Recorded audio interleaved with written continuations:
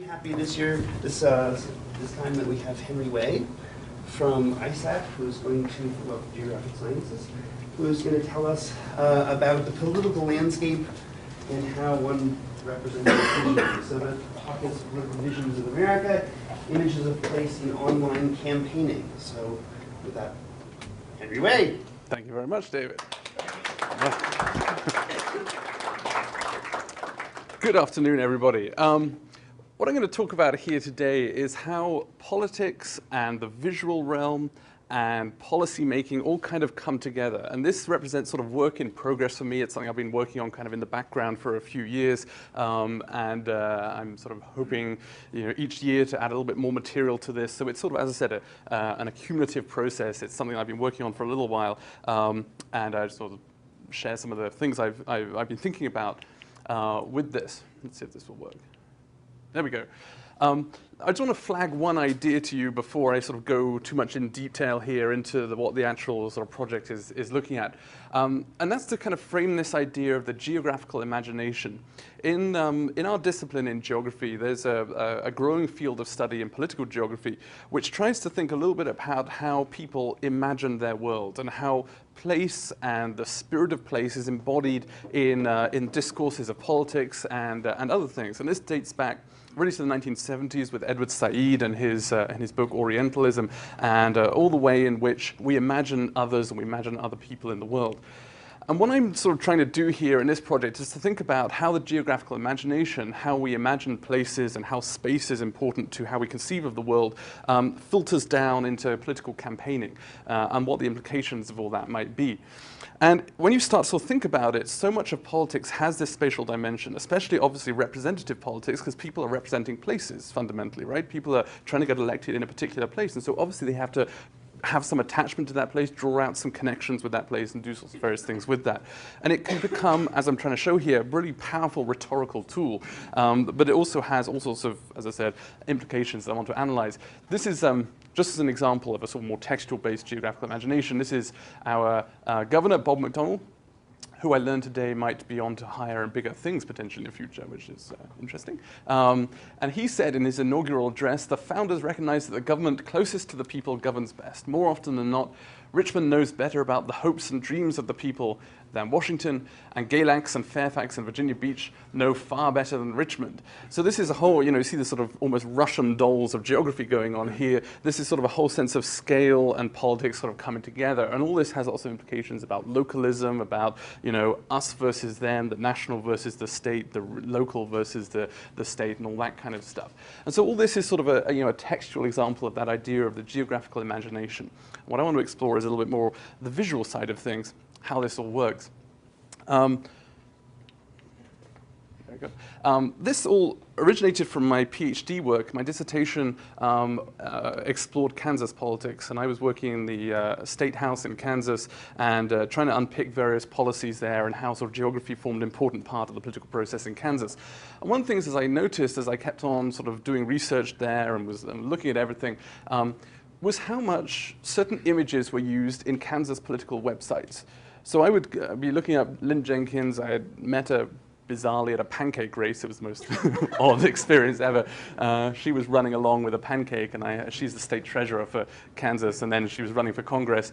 So I thought, who is this crazy broad? And sort of looked into it a little bit more, and she's running for, she's quite a prominent politician here. But she seems to place herself, as you see on her website, in the middle of a field. I thought this was rather strange. She's got no connection to rural Kansas, really. She's a state treasurer. She's based in Topeka, which is the state capital. What on earth is she doing emerging from a wheat field here? Then I looked, well, maybe it's because she's a Republican. Republicans like fields. So I looked over here and examined the Democratic Party website. And lo and behold, they have buffaloes roaming around here. Obviously, a nice bit of iconography of place there, Kansas, home on the range and all that kind of spirit. But also, the Kansas Democratic Party is a big steer branding thing here, which is sort of two levels of interest there. And it's got, I don't know if you can see, there's a little windmill in the middle there. They're plumbing the depths of political base ideology coming out here in Kansas, and they're located on a field as well here. So I was like, well, what's this all about? Is this just Kansas? Because I mean, we know that Kansas has this identity of being a sort of Midwestern rural state. Is there something? Is this just particular to Kansas? And I incorporated this as part of my Kansas research there. But I thought, well, I'll go a little bit further afield and see if this will work here.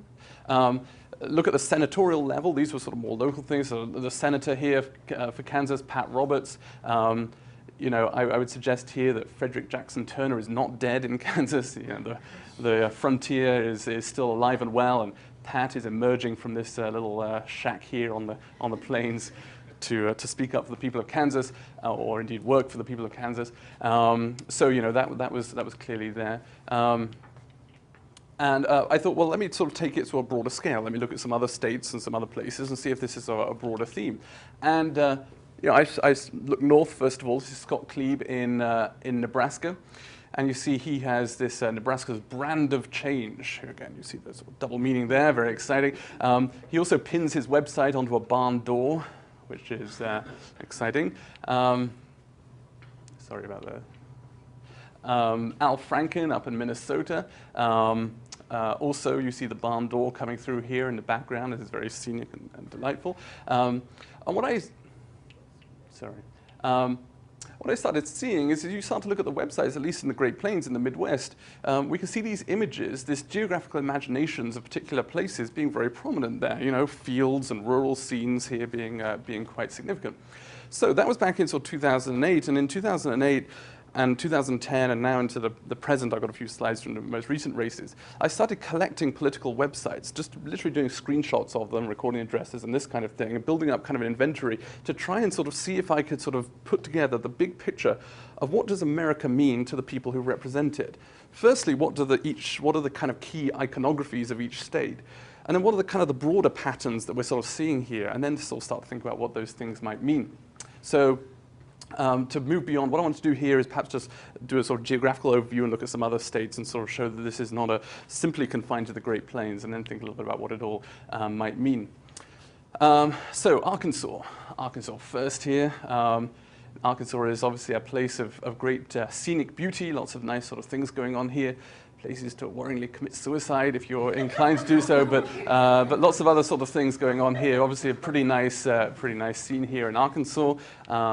And the leaves there. Let's head off to Colorado.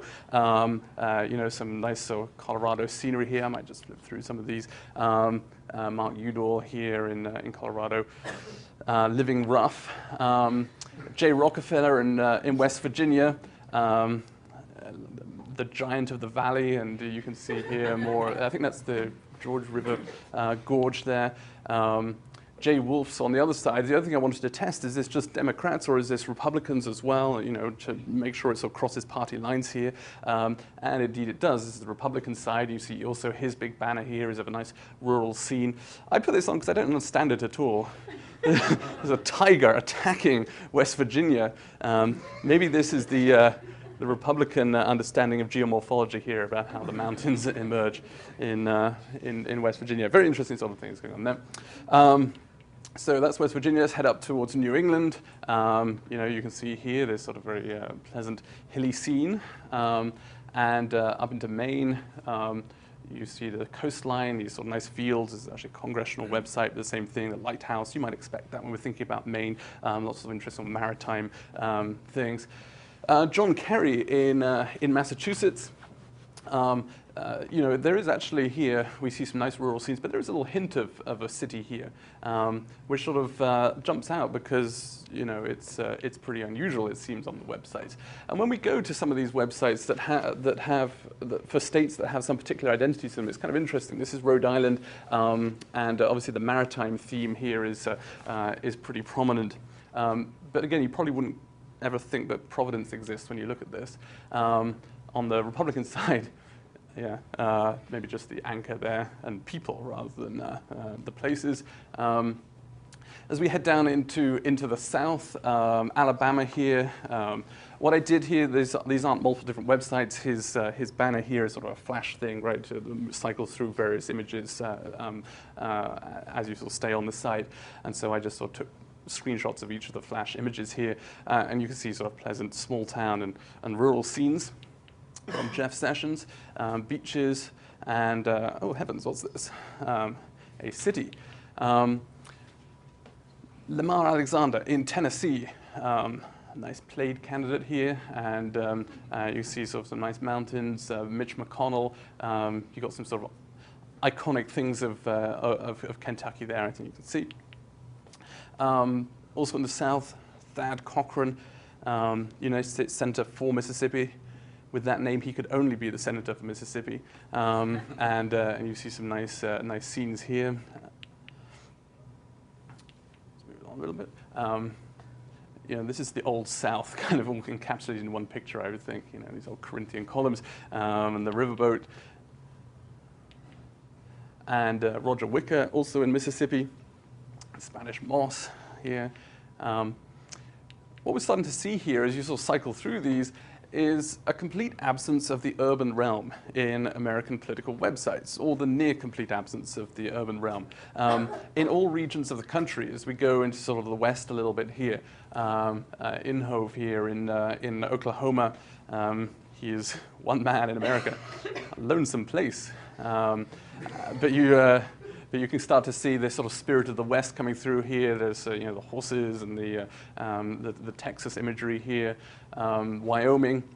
In Wyoming, I suppose you might expect to see a little bit more of the rural wild imagery because it is more of a sort of a low population state, pretty and not very densely populated. But you can see some very pleasant scenic sort of scenes here. More from Wyoming, just to say the same thing. This is like Shane here, you know what I mean, that movie? Off to the west coast, Oregon, and you see again the same sorts of scenes here over in the west. He probably wouldn't get elected if he had some pot-smoking hippies here in Portland on his sign, so he's obviously keeping it legitimate. Up to Alaska, the great mountains of Alaska here. Lots of the latest updates, mountains form. It's important.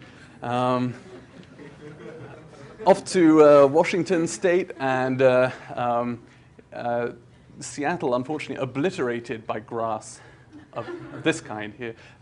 Here in, you see the shape of Seattle, of Washington there. That's always sort of an interesting thing, is how people use the state shapes and state maps and cartographies in politics. It's something else I want to look at someday, about how politicians use maps and how maps can be sort of an artistic and visual representation of certain ideologies as well.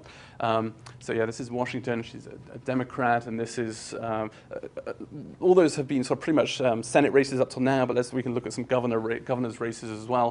And this is Mike Easley in North Carolina. You see also a very rural chat, Bev Perdue, also running for governor in North Carolina. You see the farm there. Libby Dole. Sorry, I've got back a little bit here. This is a Senate one. And you can see there's a hint of a city here, but mostly rural. Those states which one maybe thinks of perhaps as being a little bit more urban, or I should just say here, this is a couple more from Texas. This is actually from 2010 now, I believe. But you can see just some more of these images here. There are some cities that exist. I showed you that one before of Alabama. Michigan is often a state we think of being a bit more urban, and you can see indeed here there is a little bit of a representation of the city. Detroit here. And yes. The reality of almost every state in the union is the bulk of it is rural. Mm-hmm. Even the ones that have large populations have a few large urban areas, but New York State, for example. Right, New York City is very large and densely populated, but if you travel over much of the rest of New York State, you're seeing pictures very much, right. You look out your window, this is what you see. Mm-hmm. So I'm a little curious how you react to that, where the bulk of the U.S. is in fact rural. Now, there aren't a lot of people there. The question is, should politics be attending to place or to people? And that's where the policy sort of side of it comes in, I think. Because you're right. I mean, if we look across this perhaps does, if we were to catalogue up the overall kind of sort of composition of America in terms of space, perhaps these things are reflecting that, and of course that's partly what representative politics does. What my concern is, I look through these and you start to see, if we think about politicians representing people and not just purely territory, the way that the urban realm is downplayed in these, and this is kind of one of the implications I'm getting onto here, is I think problematic, because even in states that one considers to be more urban, more stereotypically urban, like New Jersey, the city is basically obliterated. There aren't any sort of nice pictures of Newark or Jersey City or anything here. And I think, but but I think that's an interesting point in its own right. And I think that's what we have to think about aesthetics and our judgment here. And we're looking back to the Hudson School, perhaps, as we think about this, is why is it that we elevate the rural to this position of aesthetic superiority over cities? That's irrational, I would suggest. There's no inherent and innate reason for that.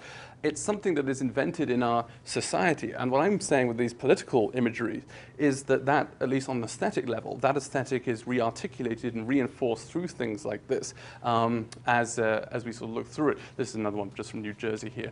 Did you see it also in congressional races, in House of Representative races, where they are focused in a much more narrow geographic sense? I mean, everything you've done is, in fact, across entire states. Mm-hmm. Where those are, do you see the same pattern? I haven't started to look too much at congressional. That's another one of the things to do. But I think, be interesting. Yeah, because that would you get to more of a fine-grained kind of spatialized difference between the two things. Let me just finish up these little slides here, and I'll talk a little bit more about some of these reflections that I've sort of made about this stuff. This is Colorado. This is some more recent ones here. I've got a couple more here. If I get to, you see the same themes going on. More recent New Hampshire one. St. Louis and Kansas City don't exist, but again, more fields do in Missouri here. And then this is into Nevada here. No sinning over here.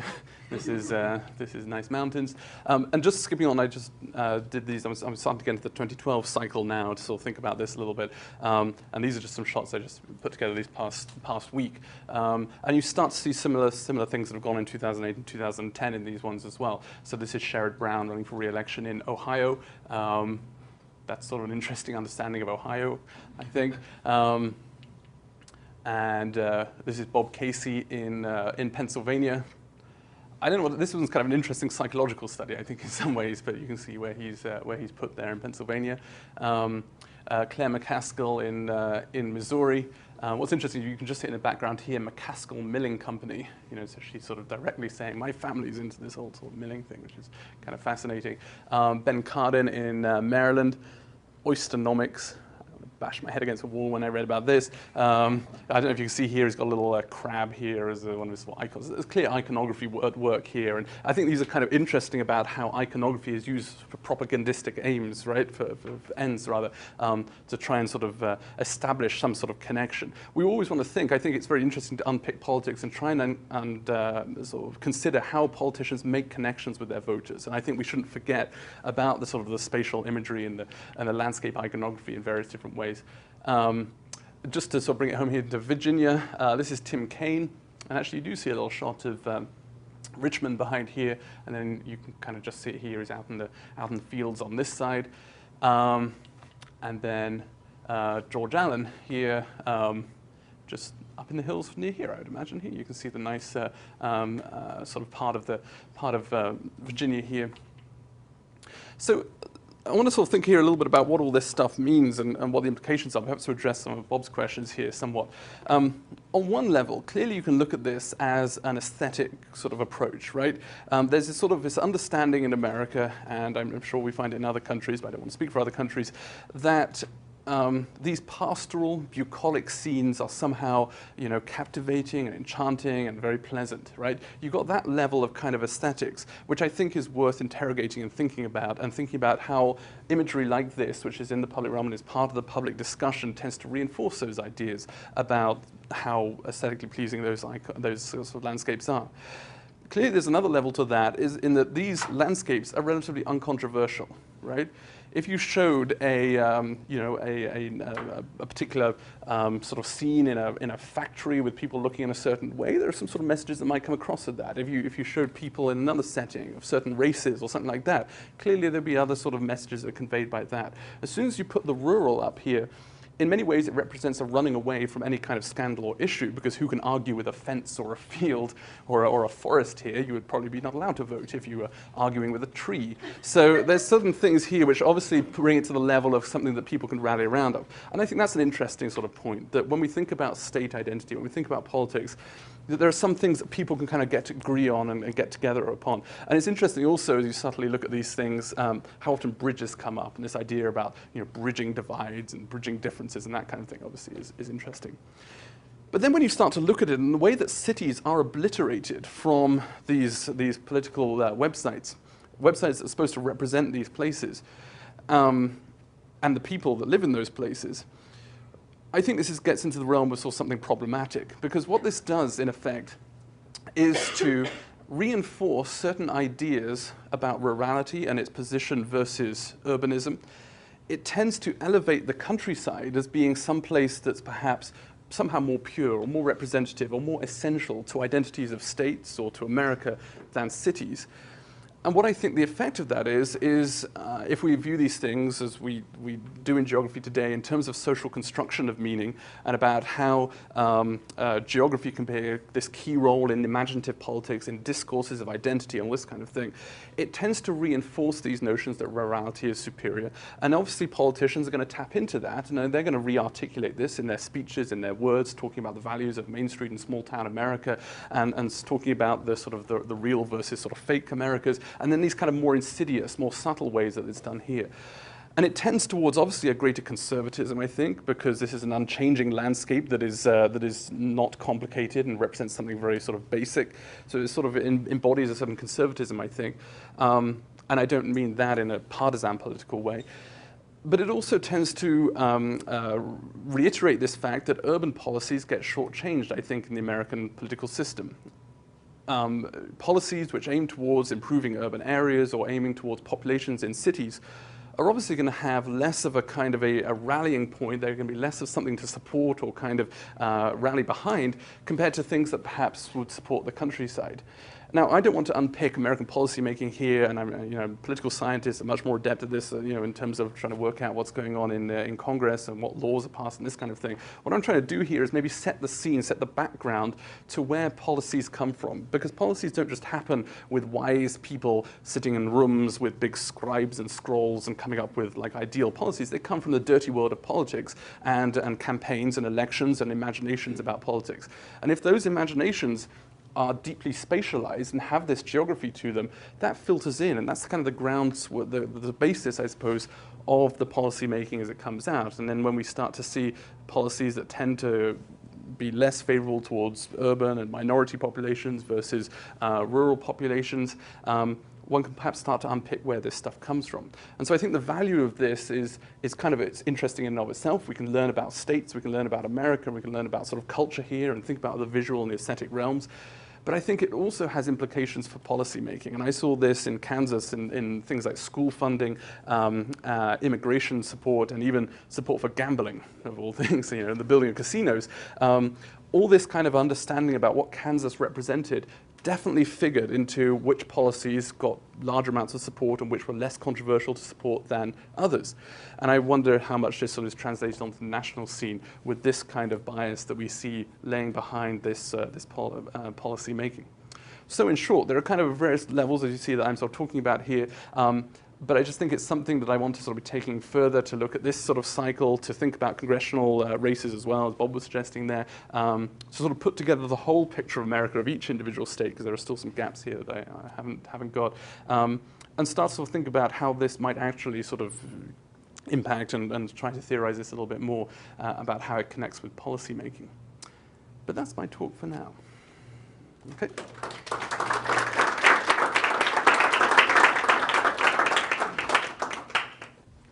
So. It strikes me when I was looking at many of these that I was looking at something very similar to what the tourist bureaus would be presenting for their states. And often it's this kind of landscape with the political ones where faces in front. Yeah. And my thought was that I agree, you're reacting to, I think you're reacting to two things. You're reacting to the natural landscape for its aesthetic, and and that's what they want in tourism, because they're physically wanting you to be there and spend money.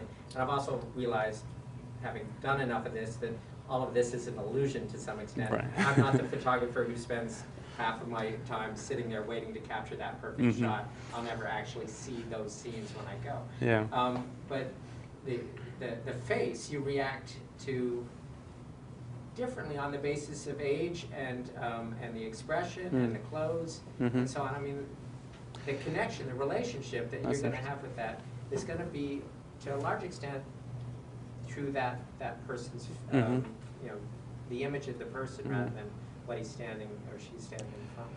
Yeah. This is something else. Just speaking with my international hat on here for a moment. When I look at British, I've lived in Britain until a few years ago and followed lots of campaigns there.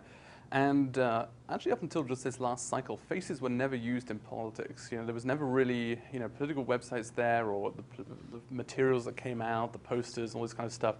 I mean, British people might be uglier than Americans, as I put that out there as a possibility. But they never really used sort of faces as being sort of part of the thing that made that connection, or made perhaps these sort of generic scenes perhaps a little bit more something to connect to. So I think it's worth interesting to think about the human sort of side of this. It's really interesting, and you have my sympathies for spending this much time on political. It was enlightening. What I find missing, even in the few urban scenes that you have, what's conspicuously not here is production. There is no sense of industry, no sense of production, no sense of work, no sense of labor. Even if you've got a field, there isn't anything going on in that field. Yeah, there aren't nice John Deeres going up and down it. It's an abandoned farmhouse. And what this strikes me as different, quite different, I wonder if this is a product of a particular historic space and time that we're in right now. Because if you were to go back to the late 19th, early 20th century, look at advertising. Advertising was often laden with images of the factory, the smokestack, and the works. And that eventually, as advertising became a professional agency thing by the 20s and 30s and into the 40s, 50s, then that became obliterated. That moved off of this, and so that iconography became much more about the consumer or the item or these kind of things. So this is as much a product of sort of professional advertising and ad agencies helping them to put this stuff together, and our historical period. I wonder if you could get a hold of campaign literature from the 50s and 60s. That would be really interesting to see if it's. Would there be a real work scene? Does this represent this sort of ultimate postmodern debasement of what politics is about? This is right. What would be interesting to track, I wonder if I do this in a longitudinal way, is to see as the economy becomes a more important thing, or America's place in the world, or whatever becomes a more important consideration, how does that play into this stuff? Maybe we could think about how did the Cold War figure into things back in the 60s or 70s, I don't know, maybe that was part of it. But the urban crisis, so to speak. The urban crisis, yeah. And as America becomes more urban, and potentially there is more focus on urban things, and as America becomes more multicultural, minority populations get larger, is that going to change what people are sort of doing here and saying, or is this a reaction to that transition? Because one of my things I've always found in politics is its inherent conservative nature on both sides. There's sort of a great worry about challenging things too much, rocking the boat too much. And I think this tendency towards rurality represents that conservatism in all sorts of different ways, not just in a sort of party political way, but in a general sort of sense, because the countryside looks back to the 19th century. Bob, James, have a comment? So Henry, in my experience, politicians are rarely original. and they're often the mirror in which we see ourselves. And I'm sort of curious who you're imagining is looking at. I was surprised actually how few patriotic images there were in a lot of, because in other times there would be more of either the Washington imagery or the flag. Or that's another thing. I know the two sort of questions you have there. On terms of the patriotic imagery, I wonder if it's part of that geographical scaling. It's like, I'm not really of Washington, I'm of my state. And as soon as you start to sort of look at the national scale, even though the flag is waved a lot in politics, really the people they're appealing to here is say, we are not Washington, and we want to get outside the Beltway and all this kind of idea. So I wonder if it's appealing to that. And as for that sort of idea of it being a mirror, and maybe this is something that we ought to be reflective on in American culture more generally about, is this a sad state of affairs we're in here in terms of this sort of rural focus?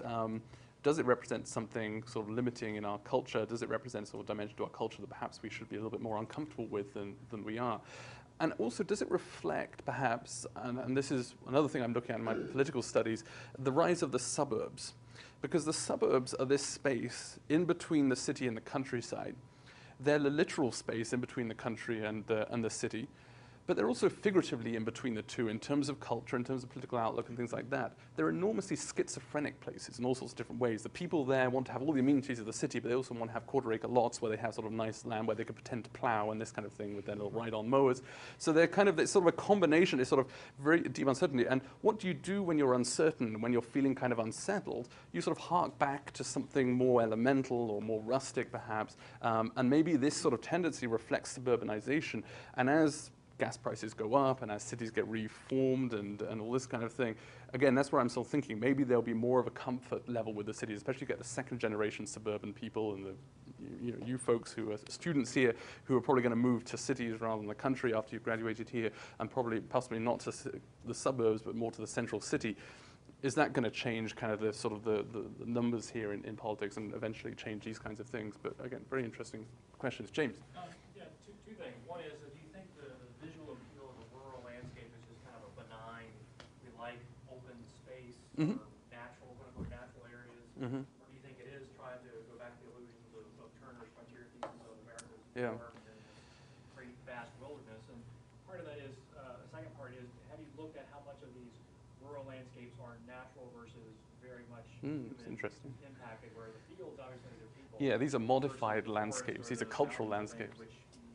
This is more wilderness kind of thing here. Yeah, and I think that's a really interesting question. And in terms of the point about is this, is this just aesthetic, or is there kind of something more? I would say it's both, but I think both are worth interrogating. You know, why is it that we consider the rural and the open spaces to be something good?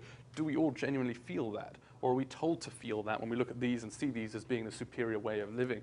What I'd be really interested to do is to look to European landscapes in these things, in European websites, you know, that much denser population that's over there. We don't have anywhere like this in Britain. In Britain, this would have walls and things all going on it. We don't really have these expansive things. And how much is this unique to the American landscape? Or would we find this in Ukraine? Would we find this in Ireland in different forms? So there are other levels that you can take this to in terms of thinking about what is an iconic American landscape. Is it human? Is it more natural? And how does it vary from place to place? Alex? So I wonder with the international thing, whether you would not see this kind of imagery because there's pretty much no other nation on earth that's as large and geographically diverse as this country. So it's very easy to show an image and conjure up the place. Whereas in many European countries, they're so small that you show a picture and you can't tell which part of France that is, but you show Paris or you show you show the people and the culture. It'll much more quickly tell you which country you're in or which part of that country you're in. I think that's a very interesting point. And following from what James said, that would be sort of an interesting thing to test. Maybe in Britain, I'll see if my local Gloucestershire, MP has any different things on there from a Wiltshire MP. I suppose this begs the question. Your fine country is also quite geographically expansive. Do you remember anything about the sort of political imageries? I can't remember ever seeing imagery like this unless like my family lives in a rural area, and if it was a local member running for election, then he might have a picture on a farm or something. He probably is also a farmer. But I can't imagine anyone at the national level. I think that they would be afraid of seeming unsophisticated. Right, and this goes back into, sorry to bring up the second best country in the world, England, on this, but there is also that sort of spirit that the rural isn't that great in Britain. People there are somewhat less educated potentially than people in the city. There's more of come out this idea of the mirror on society thing and these other things is that why is it that we glorify the rural? You know, this is an anti-progressive sort of thing. You know, this is very regressive, and it's sort of anti-intellectual as well, right? This is sort of a place which it seems this sort of celebrates lack of not only productivity, as you're saying here, but lack of education and lack of any kind of sort of sophistication in any sort of particular way. You know, you don't need to have a higher degree to do that, and there's no. I'm not trying to disparage that or anything like that, but it's an interesting choice to make and how it reinforces certain ideas as well. Yes, sir? Do you think these images were selected just to appeal to potential voters, or are they a reflection of policy platform choices? Is that a right I think they inform policy and platform choices, but I think it's more that it's trying to appeal and trying to make that sort of spatial connection, I think, to people, I would say. I mean, maybe there's an element there, they're trying to appease the farm lobby or whatever it is, and some sort of lobbies. But I think for the most part, it's trying to make those connections, but and shortcutting some of those connections, we maybe is the way this becomes problematic as well. David? Oh. Hannah had a question. Oh, sorry. Assuming that the majority of the people that look at these websites are from that state, what have you seen that these images have an impact on, like, if the person gets elected? Like, does it actually? That would be a really interesting study to do, yeah. And I've sort of thought about that is to go back and see, like, was the person who had the more beautiful mountains, did they win more votes than the people with the more humble thing there? Yeah, that's worth looking into, I think. I think that's something to be studying as an interesting sort of dimension to this. But how, yeah, measure it. How effective, actually is this? Is this something that actually works or not? That's an interesting idea. There was, Ralph, did you have a question? One of the interesting statistics you get from analyzing web traffic is the amount of time people keep their eyes on the page, and it's surprisingly small. Oh, yeah. And I think that to some effect affects the choice of images and iconography when you know someone's going to spend a maximum of 15 seconds looking at your page. You've got to quickly make that Can't put statement. anything that's too complex or interesting there. You can't have levels of meaning of this particular urban street corner here with these people. Like, yeah, it's got to be fairly striking. Yeah. And I think that kind of just reinforces what I was saying before about, well, then why is it that this is quick meaning for us and is actually sort of symbolic? You know, I think that's interesting. Bob, and then here. Oh, okay. Well, is there any way of actually measuring how much impact? We're so bombarded with impact, images of these kinds. Low information, generally aesthetically pleasing. I mean, they're all calendar shots, and we've been seeing calendars all our life.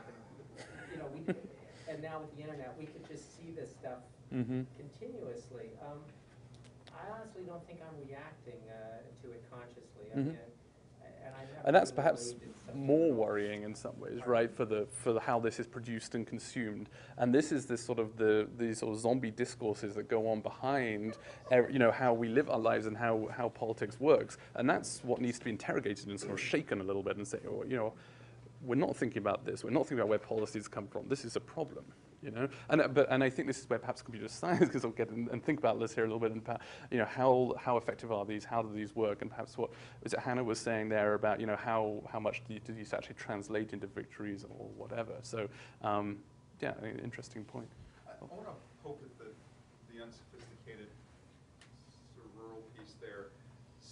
I would assert that some of these pictures represent aspirations on the left, that there's the conservatism on the left is to return some of our environment, to recognize that a part of it will be urban, but a part of it we would like to preserve in this way and not have it necessarily look like it had been strip mined, mountaintop removed, or That's whatever. interesting. Yeah, so there seems like there's an environmental dimension to that. And I would agree. Let's think about how environment matters here, and this is the left and right thing, and just coming at it in sort of different ways. The counterpoint to that would be the most environmentally friendly thing that could be done is for everybody to live in cities, and for us not to go out there in the countryside and sort of use it.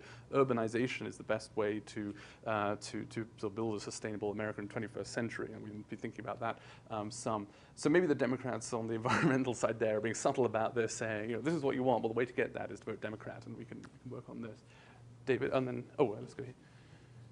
I was just going to ask real quick, the very few urban pictures that you saw, were they generally equally Republican or Democrat, or did one choose to use urban pictures as a benign representation of themselves more? There were just 3 or 4, and it was a mix. It was sort of Democrat and Republican there. But what was interesting is they were very remote. You never got an urban shot that was this close up. It was like a sky, a skyline from a distance. And so in that way, it was sort of trying to make it.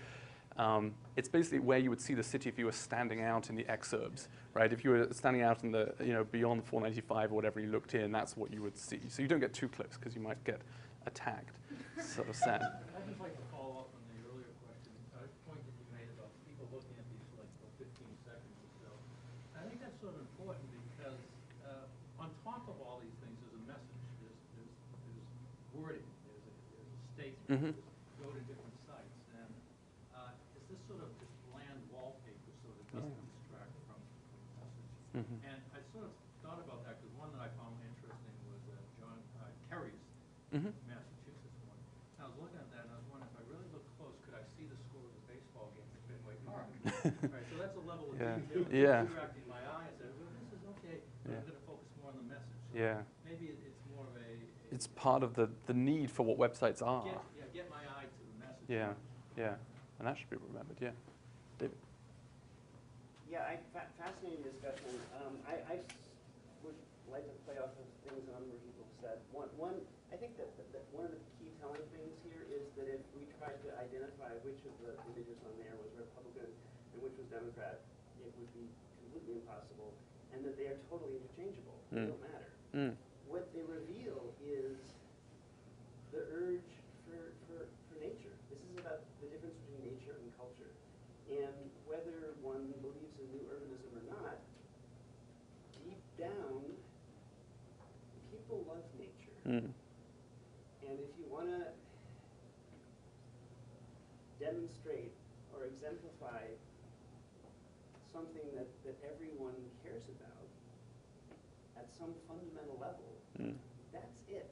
And that's very revealing about humanity, right? If we take that hypothesis. And I say this not because of a particular state or a particular time. If you look at through the history of art, when people do images of where they live, they don't do pictures of the inner city. They do pictures. If you look at Japanese scrolls or Chinese scrolls or Dutch landscape painting, or it's very rare to have a picture of downtown in Detroit, or Dresden, or Utrecht, or Tokyo, or anywhere else. Think of Asian art. Asian art is about nature. It's about the natural world. It's about our relationship to the natural world. Landscape painting is about our relationship to the natural world. And so for me, this is a kind of fundamental pull towards nature against culture. And I can understand how for those enthusiasts of man-made culture, it feels like a slap in the face, but I think connecting it to a particular political urge is difficult. I think it's what everyone wants and cares about, and that's why it's everywhere and interchangeable. So political websites kind of continuation of art history in terms of what art is about, in terms of what appeals to humanity. I think this is the way human beings think. And I think, we don't even know we think this. We don't can even know we care the way we care, but when everyone looks at this and goes, they don't go, because the Republicans or Democrats or independents or for Frank Wolf, or they go, because it touches something deep inside, and it always will. And I think what's important is that we be aware of that because, for the way that it does influence policy in potentially problematic ways. I don't think that takes away from the fact that we want to think about how this informs policy. I think that is, that's a astute observation for where this comes from and the deep history of this. And it's almost a little bit sad to think modern political websites as connected to this wonderful rich history of art. But I think it is important. I think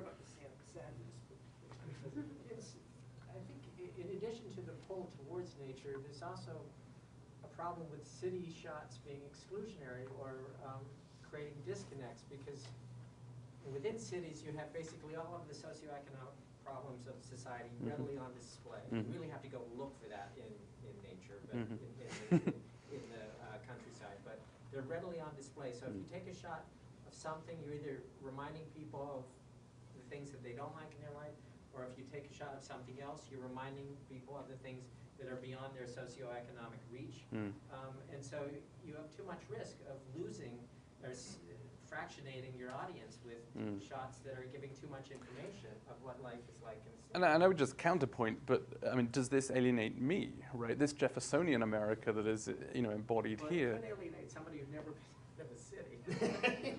Yeah. Who really doesn't know what you're talking about. 'Cause a lot of people in cities don't like bugs and trees. And The anti-bug platform, that's what gets my vote. Oh, sorry, Dave. I was just going to comment that a lot of these quote-unquote pictures of nature aren't really so much pictures of nature as they are pictures of nature as controlled or as modified by man. So if you look at the wheat field, yes, it's a plant, but it's a plant that has been modified and the whole environment is under the control of humans. Or think about the fence or the bridge. It's like the valley was an obstacle to humans, and so we created And I suppose technology, a way to get across that obstacle of nature. even those ones where they are more wilderness shot, there is back again the person standing in front of it, right? And it's sort of like it's being humanized in some way. So that's a very interesting distinction, I think, the difference between sort of true wilderness and actually human modified landscape control coming through there again. Ralph, and sorry, Kevin.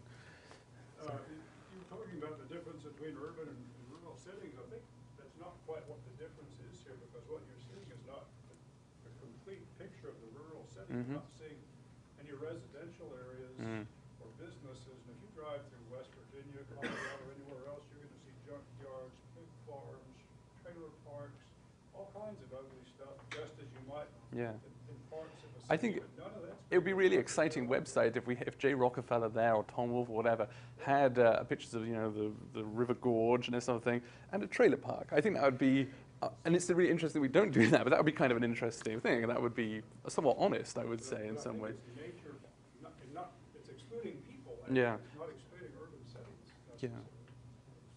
Kevin. We think about the fraction amount of time that an average person is going to spend on the website looking at images. Who's going to spend the most time on these websites is going to be the opposition research, right? I mean, in this day and age, websites are where opposition research goes to dig up anything and find anything they possibly can, right? So there's another level of we want to debase this and bland this out as much as possible. Make it Nothing uncontroversial. So if you are running for the Senate in Nevada, are you going to put the strip there? Right? Are you going to put Luxor there? Are you going to put probably not. You might put the Hoover Dam, right? But you're not going to put that. Right? So I think there's another level Trying to of avoid controversy offensive imagery too. Yeah. Bob. Those of us that grew up in the U.S. and particularly grew up in one place that didn't move around all the time, I think develop a certain set of icons or certain set of images that are connected to that place and that are central in our identification with that place. I grew up in rural Vermont, and I can tell you many of the things that are not pleasant about rural Vermont, but all of us that grew up in Vermont have this sense of the Green Mountains, and that those mountains are a central part of being from Vermont, that and the lake that borders Vermont. And so we would see those images, and it would connect back to our childhood, growing up, being in school, and that being a part of our pride of place in the state. And any of you from different states, you'll have those elements. Whether it's the Blue Ridge Mountains in Virginia, or whether it's the Grand Canyon in Arizona, and we carry those things forward. And I think some of these images tap into that. And it reconnects us, because these are not for a national audience; they are for a local state audience. And that's ultimately. and there's the big sort of field of human geography called humanistic geography, which Yifu Tuan is one of the big names in there, and some others, and they look at that sort of the genius loci idea. So how do you get connection to place, and what does that mean, and how is emotion important to geography in that way? And I think on that level, there's a lot of interesting stuff here for how politics, how place works in terms of emotional connection and what we sort of are connected to, before you even go into all the whole policy implications of this. So yeah, that humanistic geography side I think is fascinating as well. And it'd be worth, I think, also sort of taking it to different scales and taking it to different locations and seeing what this says about local politics or about national politics or international politics. This is where this sort of started in geography in the 1980s and 90s with Gerard Toll and others. is the idea that international relations has a kind of a geographical dimension to it, a geographical imagination to it, that the way we imagine Iran or Iraq or Pakistan or Afghanistan prefigures and then gets ahead of the policy that is then made from that, and it helps sort of direct how we act in those places. And so there's sort of that, there are sort of multiple different scales and levels to this, and yeah, I just think there are very different, many different directions you can go in this. David? I guess I wonder about the difference between the sense of place that Bob's talking about and the creating an image that appeals to that sense of place and the level of policy. Because for me, I mean, I think you're linking those two things, that somehow there's agency between this realm of imagery and then how it somehow plays out in policy. And I just don't see that. I see these images operating on a level that is above policy. In other words, the strivings, the hopes, the dreams, that kind of thinking are not about a particular policy. They're about things that everyone shares, such as Green Mountains, Blue Ridge Mountains, whatever it is. And it's on a kind of ideal level. And linking that ideal level with the real is what happens in DC, and maybe there's some kind of voting for particular. Oh yeah, people aren't voting on the desolate farmhouse in a wheat field, but they're voting according to a cultural backdrop. You know, there's a connection. And you're right. I don't think there's like a direct like, oh, I look at this website, I see a farmhouse, therefore farmhouses should be subsidized. You know, that's not happening in a direct policy way. But I think this is sort of setting a backdrop, setting a background.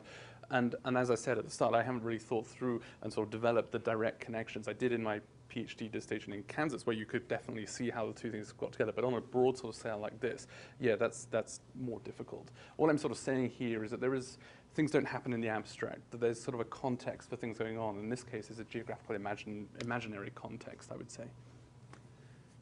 There's probably not a direct, there's not a direct correlation between the images and the voting, but I think it might be a little bit of like a subconscious, like you look at that image and you feel warm and fuzzy because that's your home state, and then you look to the right a little bit and you see this person's name. So you're going to think. In your mind, it's kind of connected, like, oh, you know, these people make me feel good looking at the website, so I'll vote for them instead. You know, this taps into these discourses of these places, you know, and I think, not to be partisan political about it, but it can work both ways. It can work both on the Republican way, which is more the traditional defender of the rural America, but I think it also works for Democrats as well in terms of preservation and conservation and that kind of thing. So, yeah, I think that can happen in both ways. Really, the next task is going to be to move down to the congressional and state office and say, if somebody is running for office to represent Richmond, right? Are they going to have a different website? They're going to have a different iconography. Or are they also, and there's where things makes you really test your thesis. Are they jumping out of Richmond and showing them the Blue Ridge Mountains? You know, and which parts of Richmond as well? That's the other. When you get it onto a fine grain level, you know, there are different parts of Richmond. Right. Yeah. So I think that you really test this, because this is clearly meant to be as bland and general as possible. I think for all those reasons. And that yeah, I agree with you that this bland general sense that white middle America has of America means we don't want to see a website where a politician talk directly about urban poverty. It just makes us uncomfortable. Now with TV, Henry, you got to get to cable. Oh my. Any final questions? One last comment. Next time you go through, look at the difference in the clothing that the men and the women wear too. I thought that was interesting. I hadn't thought. Yeah, I will have a look at that. That's interesting. Yeah. It makes me also think of the Obama campaign. The logo for the Obama campaign was a big O, which turned into a sun over a wheat field spreading out, and the O became the huge sun coming out over the massive wheat field. Worryingly, national there we level. go. Yeah. Worryingly, if you go back 50 years, Japan rising, there's like this rising sun. Well, And you can go back to ancient Egypt for that. yeah, Um, it's alarming. All right, well, thank you very much for coming. Thank you, Henry. Oh, thank you, and thank you.